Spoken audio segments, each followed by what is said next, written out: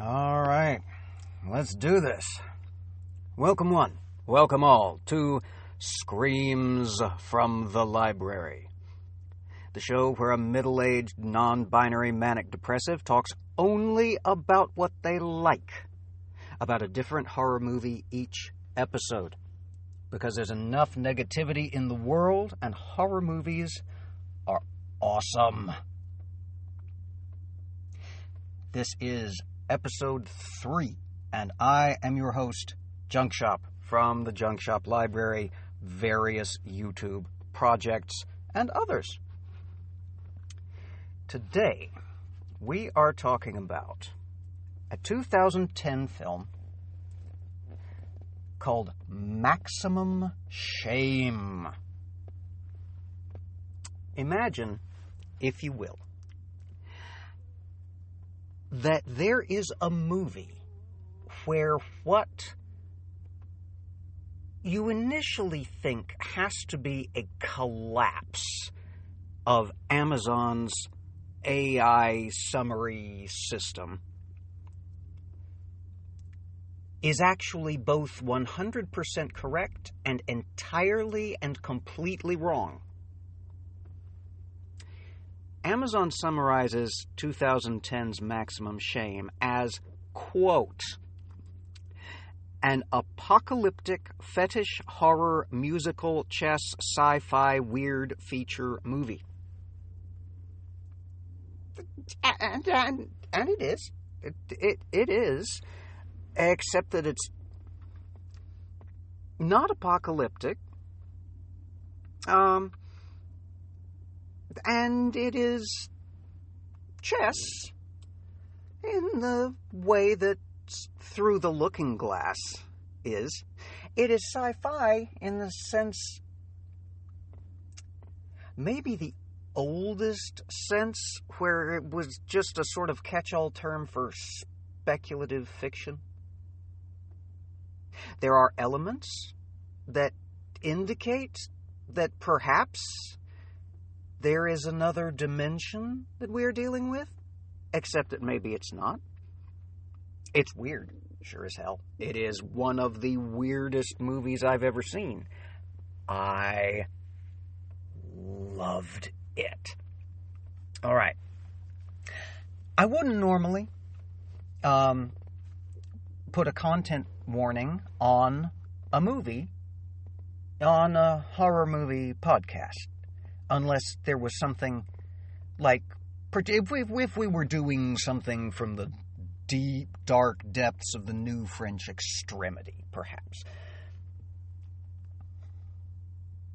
This movie has elements that will make some viewers uncomfortable. The fetish elements, the manner in which some of the horror manifests, if you will. It's a musical. It is. It's a pretty damn decent musical. You're never going to find the songs streaming anywhere or featuring in some referential piece of media.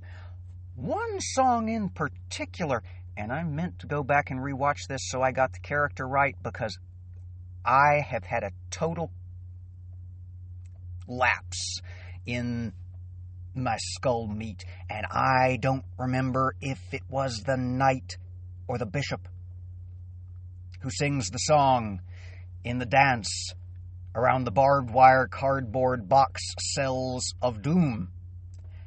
It is, as the kids say, a certified banger. But I also understand that musicals are not everybody's thing, and the people that hate them really hate them. I personally think those people, in the immortal words of Hannibal Lecter, need to get more fun out of life. And the spaghetti. If you have a phobia of the vermiform,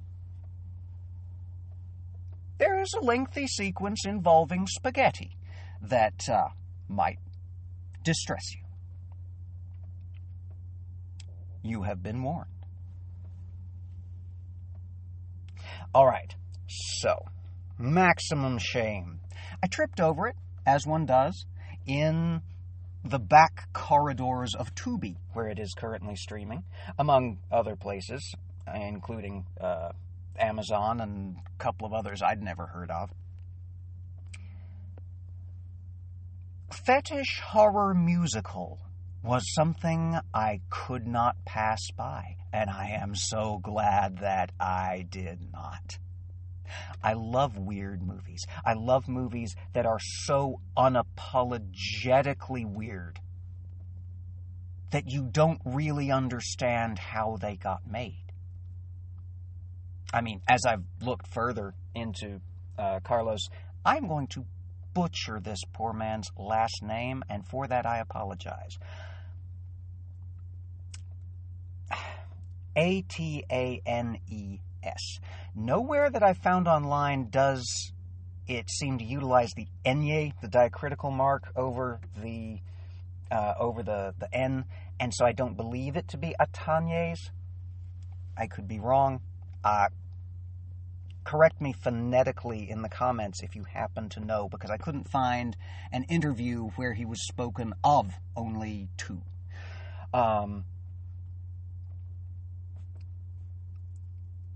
The more I have looked into him online, he seems to be one of those, what word? Maverick. One of these maverick filmmakers who just goes out and makes the movie he wishes to make. That word gets tossed around a lot, does maverick, in film, the off-the-cuff, quote-unquote criticism online. Largely, usually people use it to indicate just somebody who does stuff that's not mainstream Hollywood and or Oscar bait. Which is just not correct use of the word. This is someone out there with a couple of cameras, a couple of people, and a set that he seems to dug out of the garbage of an afterlife somewhere. So much concrete and rebar. So much just random trash everywhere. He either made the whole thing out of whole cloth somehow, or even found an abandoned warehouse with a couple of side rooms and a very large mirror. Either way, I'm impressed. I suspect it of being the latter. So, the point, as I've said in previous episodes of this series, is that I wanted to talk about movies that I love, that struck me, that stayed with me, and talk about the good shit. Now, I'm going to have a different definition of good shit than many other people, but if you disagree or don't like me, then go listen to something else. And if you want to hear somebody trash talk horror movies, go listen to somebody else. This is the show where we talk about what's great about the fucking awesome horror movies that pass by my radar. And Maximum Shame, it has so much great stuff to it. The costume design is amazing. The creative use of fetish accoutrement for dramatic effect is amazing. The fact that the same guy wrote, directed, composed, scored, and generally conjured this thing into being for our confusion and enjoyment is amazing. You must respect it, whether or not you love it. I happen to love it and respect it. You watch this movie, and it starts off normal people in a normal place. And then we end up in chess metaphor fetish hell very quickly. And we stay there. We stay there for quite some time. And then the music happens. Music! They're singing. They're dancing. They're harmonizing despite being gagged inside cardboard boxes wrapped around with barbed wire. There's a plot twist involving the Queen of Catalan Love. I shit you not, that's how she's credited. There is a plot twist late in the game that I don't believe you saw coming. I refuse to believe that anyone who watches this movie at any point sees the plot twist and the mistaken identity engineered for the bafflement of the audience and the surprise and delight thereof. I refuse to believe that you saw it coming. I don't care how hard you swear, or to whom, or upon what holy text. You didn't see it coming. You're lying. There's no way. And that's all I'm going to say about it, because you got to go watch this fucking movie. It rollicks along at times.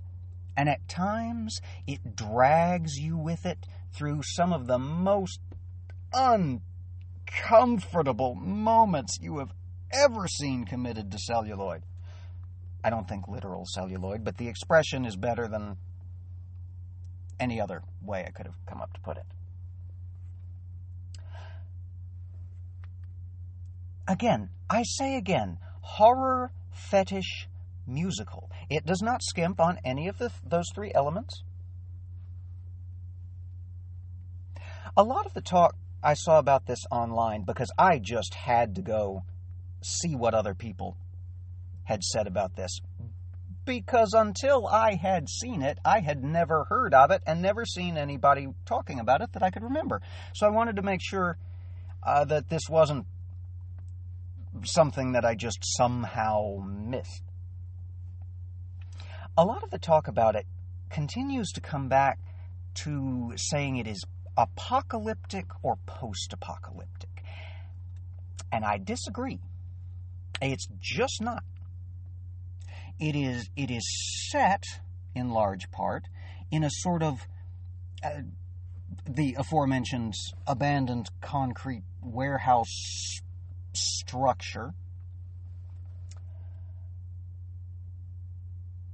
where gravity doesn't always work in the way or in the direction in which you would expect, where it really gives the impression of being just miserably hot, just uncomfortably warm, like a sort of